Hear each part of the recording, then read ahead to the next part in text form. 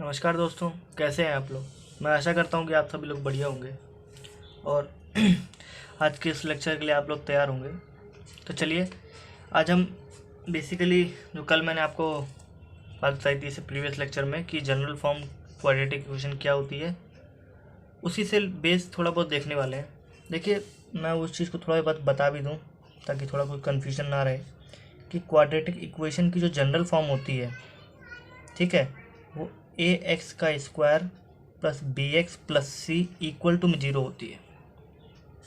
जहाँ पर ये जो पूरी चीज़ आप यहाँ से यहाँ तक देख रहे हो, इसको हम क्वाड्रेटिक पॉलिनोमियल कहते हैं, ठीक है। और जब भी कोई क्वाड्रेटिक पॉलिनोमियल को जीरो को इक्वेट करते हैं, इक्वल में इक्वेट कर लेते हैं, तो उसे क्वाड्रेटिक इक्वेशन कहा जाता है।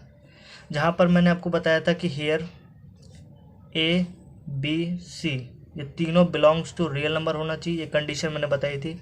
और ए की वैल्यू कभी जीरो नहीं होना चाहिए, उसके अलावा कोई भी हो सकता है रियल नंबर, बट जीरो नहीं होना चाहिए, ठीक है। ये चीज़ बताया था। और एक चीज़ बताई थी कि ए बी सी, शायद नहीं बताया हो, ए बी सी इन तीनों के मीनिंग क्या क्या है। ए का मतलब होता है coefficient of x square. X square के कोफिशिएंट को हम एक्स ए के ए से नाम से जानते हैं, ठीक है। एंड कोएफिशिएंट ऑफ किसका, एक्स, एक्स के कोफिशिएंट को हम बी कहते हैं। यानी कुल मिलाकर कोफिशिएंट कहने का मतलब क्या है, वेरिएबल के साथ में जो नंबर लगा होता है कांस्टेंट नंबर, उसे हम कहते हैं कोफिशिएंट। और जहाँ पर वेरिएबल ना हो उसे हम कांस्टेंट टर्म कहते हैं, यानी यहाँ पर सी कांस्टेंट हो जाएगा, ठीक है। कांस्टेंट टर्म भी कह सकते हो, है ना। तो बेसिकली कुल मिला के क्वाड्रेटिक इक्वेशन कुछ इस तरीके की दिखती है ना। तो ये हमने पिछली क्लास में भी देखा था, इतना ही मैंने बताया था। और इसके बाद आज हम इससे रिलेटेड जो हमारी एक्सरसाइज 4.1 में एक क्वेश्चन दे रखा है उसी को देखते हैं। और ये देखते हैं कि जो हमारे पास कभी मान लो क्वेश्चन कह देता है कि भाई ये हम आपको इक्वेशंस दे रहे हैं और आप फाइंड आउट कीजिए कि क्या एक क्वाड्रेटिक इक्वेशन है या नहीं, तो आप उस टाइप के क्वेश्चंस कैसे डील करेंगे, वो आज हम एक्सरसाइज 4.1 के क्वेश्चन नंबर 1 से देखेंगे, ठीक है। तो बेसिकली हमारे पास एक्सरसाइज 4.1 जो है उसका हम पहला क्वेश्चन उठा रहे हैं, जो कि बहुत ईजी है। कि इसमें कह रहा है check whether the following are quadratic equations और नॉट। मैं क्वेश्चन तो पूरा लिखूंगा नहीं क्योंकि आपको जानते हो इतना टाइम लगेगा, ठीक है। मैं बेसिकली आपको क्वेश्चन बता दिया करूंगा और आप बेहतर होगा अपनी एनसीईआरटी बुक को साथ में लेकर बैठें, क्योंकि मैं बार बार उसको रिप्रेजेंट करूँ तो वो मेरा भी टाइम कंज्यूम होगा, क्योंकि आपको फिर लगेगा कि भाई ये दिखा रहा है, ये लग रहा है। टाइम लगने से बढ़िया है कि मैं आपको वो चीज़ डायरेक्टली बता दूँ, ठीक है। क्वेश्चन में क्या कह रहा है कि आपको चेक करना है कि ये जो इक्वेशन आपको दे रहा है बंदा, वो क्वाड्रेटिक इक्वेशन है या नहीं। मैं देखिए पहला एक एग्जांपल करके दिखा रहा हूँ आपको, जिसमें वो हमसे कह रहा है कि x+1 का होल स्क्वायर इक्वल टू में 2 टाइम्स ऑफ x-3। ये क्वेश्चन दे रखा है।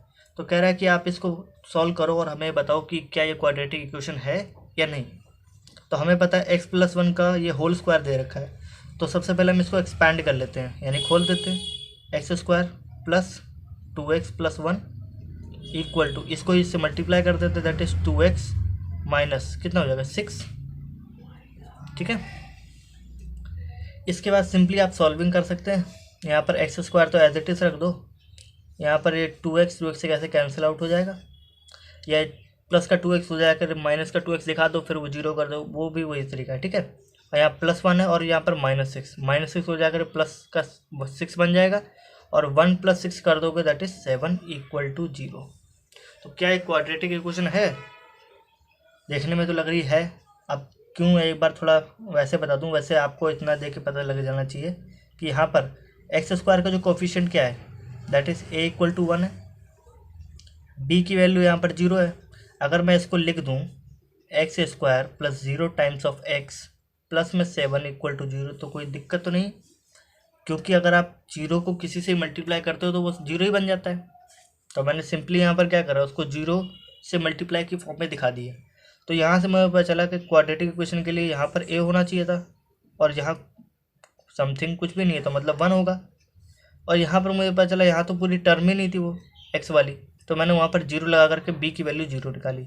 और सी मुझे पता है कॉन्स्टेंट टर्म यहाँ 7 दे रखा है, तो तीनों चीज़ें मुझे मिल रही है। और एक चीज़ और, ए की वैल्यू यहाँ जीरो नहीं है, आप देख भी रहे हो 1 आ रही है बट जीरो तो नहीं है ना, तो हम कह सकते हैं hence the given equation is quadratic, है ना।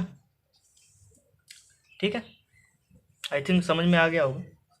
बेसिकली हमें चेक करना होता है और इसी मेथड से आप चेक कर सकते हो।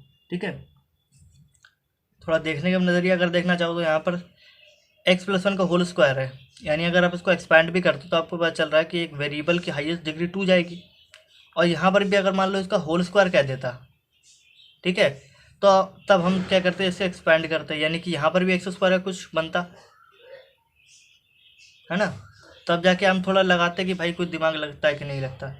फिलहाल तो बेसिकली आपको यही तरीका लगाना है कि आपको कभी जब भी कोई क्वेश्चन दे दे तो उसको सिंपली सॉल्व करते जाओ और एक फाइनल रिजल्ट तक पहुंच जाओ और ए बी सी तीनों की वैल्यू को डिटरमाइन कर लो, वो बहुत बढ़िया मेथड। ठीक है, देखिए एक मैं आपको और बता दूं, इसमें दे रखा है कि x-3 और 2x+1 is equal to x times of x+5। ठीक है, ये चीज़ दे रखी है। तो हम क्या करेंगे, हमें पता है कि किसी भी दो लीनियर इक्वेशन को मल्टीप्लाई करते हैं, लीनियर पॉलिनोमियल को मल्टीप्लाई करते हैं, हमें पता है क्वाड्रेटिक पॉलिनोमियल मिलता है। ये लीनियर तो ये जब लीनियर का मल्टीप्लिकेशन करोगे तो वो क्वाड्रेटिक पॉलिनोमियल बनता है। ये थोड़ा बहुत हिंट दे दिया, ये अभी बताऊंगा थोड़ा आगे, जैसे अगले लेक्चर होगा उसमें बताऊंगा कि क्वाड्रेटिक इक्वेशन फॉर्म कैसे होती है। तो बेसिकली यही तरीका होता है कि जब भी कभी लीनियर दूसरी लीनियर से मल्टीप्लाई हो तो आपको क्वाड्रेटिक ही मिलना है, बट वो क्वेश्चंस के थ्रू आपको बताऊंगा, थोड़ा ज़्यादा समझ में आएगा, वो नेक्स्ट लेक्चर में है। फिलहाल इधर यहाँ x-3 और 2x+1 लीनियर को लीनियर से मल्टीप्लाई कर, तो मल्टीप्लिकेशन का आपको पता है रूल, इसको पहले इससे, देन इसको इससे, देन इसको इससे और देन इसको इससे, यानी x multiply by 2x that is 2 of x², x multiply by 1 that is x, और इसको अगर आप इससे मल्टीप्लाई करते हो दैट इज -6x और दिस इज -3 इक्वल टू, अब इसको भी इससे मल्टीप्लाई कर दें, यहाँ तो एक ही टर्म है तो इसको सिंपली इससे और इसको इससे, यानी कि x² + 5 of x। ठीक है, अब तो ज़्यादा कुछ मुश्किल नहीं है, यहाँ पर से आप सिंपली x² को उधर लेके आ जाओ, तो 2x² माइनस में x² प्लस में x था, यहाँ पर 5 का x प्लस का है, यह माइनस का आ जाएगा, है ना, और प्लस माइनस का 6x है ही, और माइनस में 3 इक्वल टू 0। ठीक है, यानी पूरी चीज़ों को मैंने उठा करके एक तरफ कर दिया। फिर देखते हैं क्या हिसाब बन रहा है। हमने देखा कि ये 2x² माइनस में x², यानी x² बचेगा, दो में से एक गया तो एक ही बचेगा। बाकी यहाँ पर देखो, अगर आप इसको जोड़ने जाते हो एक और यहाँ पर कितना हो गया, -11, यानी कि 1 माइनस में 11 करोगे दैट इज -10x, और माइनस में 3 इक्वल टू 0। यहाँ पर देख के बता सकते हो a इक्वल टू 1 है, b की वैल्यू -10 और c की वैल्यू क्या है -3। थोड़ा फास्ट अगर करने लग जाओ ना, तो यहाँ पर a आपको पता चल गया नॉट इक्वल टू 0 है, तो आप कह सकते हो hence the given equation is quadratic. I think मुझे नहीं लग रहा है इसमें कुछ धीरे करने वाली बात है ना। और एक क्वेश्चन और बता दूँ, आई थिंक फिर काफ़ी हो जाएगा, क्योंकि अब इसके बाद तो मुझे लग रहा है आप लोग कर लोगे। कौन सा है ये सॉरी मैंने सेकंड जगह 4th करा दिया था। ठीक है, क्योंकि वही थोड़ा लग रहा है। और एक मैं आपको करा देता हूँ, कौन सा, ये 8th वाला पार्ट। इसमें दे रखा है x³ माइनस में 4 of x² माइनस में x + 1 इक्वल टू x - 2 का होल स्क्वायर। ठीक है, ऐसा निकल के आ रहा है। अगर ऐसे इस टाइप की इक्वेशन को सॉल्व करना है तो मैंने आपको बोला जहाँ भी कोई ब्रैकेट टाइप का दिख जाए वहाँ पर आप इसको सॉल्व कर दो। यहाँ पर आपको ब्रैकेट दिख रहा है, आप इसको सॉल्व कर दो। x² ही था ना, नहीं क्यूब है, x - 2 का होल क्यूब है, a³ - b³ कुछ याद है? ए माइनस बी का होल क्यूब, तो आप क्या लिखोगे, एक्स का क्यूब माइनस में 8 और माइनस 3 टाइम्स ऑफ एक्स का स्क्वायर इंटू में 2 plus 3 times of x into में 2 का स्क्वायर, दैट माइनस 2 का स्क्वायर हो 4 बन जाएगा। ठीक है, यानी कुल मिला के बात कितनी निकली, एक्स का क्यूब माइनस में कितना होगा 8 और माइनस 6 ऑफ एक्स स्क्वायर और प्लस कितना हो 3 4 जा 12 एक्स। ठीक है, और यहाँ पर हमारे जो चल रहा था एक्स का क्यूब माइनस में 4 ऑफ एक्स स्क्वायर माइनस में एक्स प्लस 1। ठीक है, एक्स क्यूब से एक्स क्यूब तो कैंसिल होता दिख रहा है सिंपली, है ना। तो हम क्या कह सकते हैं, यहाँ से बाकी सभी चीज़ों को इधर ले आते हैं। देखो 6x स्क्वायर है, इसको मैं इधर ले आता हूँ, तो 6x का स्क्वायर माइनस 4x का स्क्वायर माइनस में एक्स था ही, तो मैं यहाँ से प्लस का एक्स भी उठा लाया, यानी माइनस का 12x हो जाएगा। ठीक है, प्लस का 1 इधर है ही है, और यहाँ से मैंने उठा कर माइनस के 8 को उधर जाकर प्लस का 8 बना दिया। ठीक है, तो 6x का स्क्वायर माइनस 4x का स्क्वायर दैट इज 2x का स्क्वायर है कि नहीं, और माइनस में इसको आप जोड़ोगे 13x और प्लस में 9 इक्वल टू 0। यहाँ थोड़ा सॉल्व करने में थोड़ा टाइम लगा, बट यहाँ पर आपको पता चला ए की वैल्यू कितनी है 2, बी की वैल्यू कितनी माइनस का 13 और सी की वैल्यू है 9 और ए की वैल्यू 0 के इक्वल तो है नहीं, तो हम कह सकते हैं the given equation is quadratic, कि नहीं। और बाई चांस तीनों जो हमने क्वेश्चन करे वो तीनों में यही आंसर आ रहा है कि तीनों की तीनों इक्वेशन क्वाड्रेटिक बन रही है।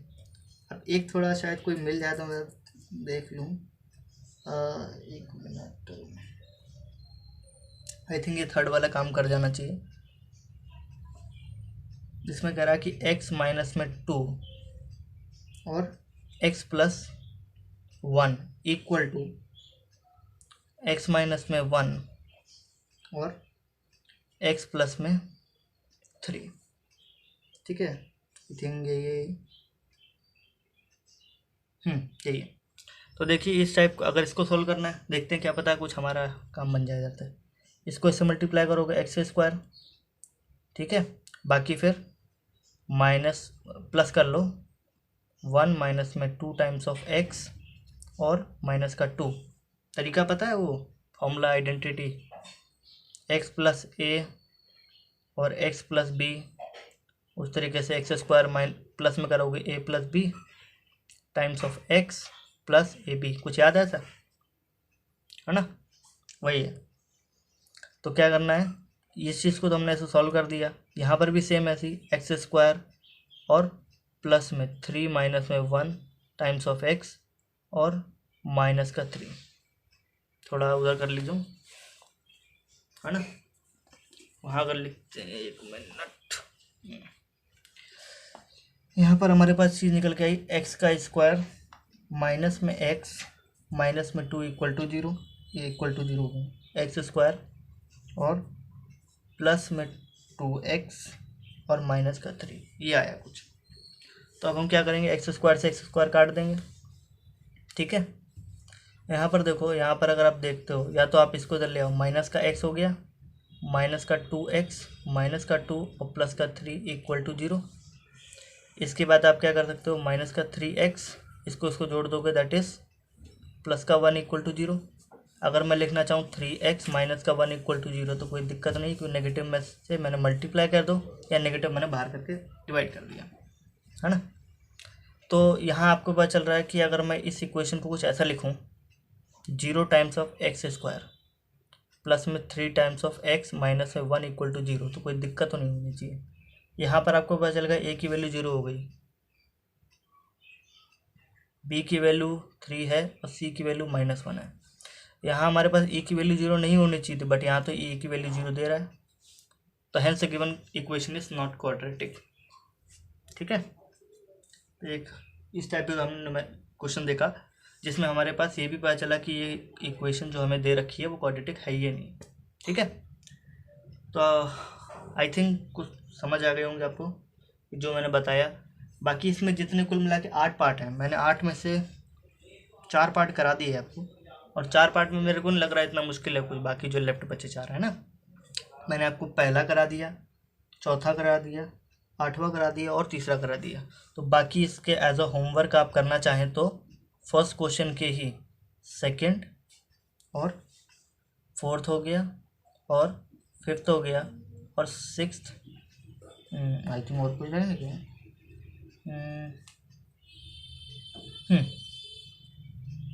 हाँ यही रहेगा, ठीक है। बाकी अगर और करना हो दोबारा इसको करना हो वो भी कर लेना, या फिर एग्जाम्पल के तौर पे जो जो भी इस एक्सरसाइज से पहले जितने एग्जाम्पल है वो भी आप कर लीजिएगा। एग्जाम्पल नंबर 1 और 2 ही हैं, 1 और 2 इतना आप कर लीजिएगा। तो फिर मेरे हिसाब से इस टाइप पहचानने में कि मतलब कोई क्वाड्रेटिक है भी कि नहीं है तो आपको कोई दिक्कत नहीं आएगी, ठीक है। बाकी इसके बाद नेक्स्ट लेक्चर में हम इसके फॉर्मेशन के बारे में डिस्कस करेंगे। थोड़ा हिंट मैंने दे दिया, लीनियर इनटू लीनियर क्वाड्रेटिक बनाता है ना। तो चलिए नेक्स्ट लेक्चर में मिलते हैं। Thank you.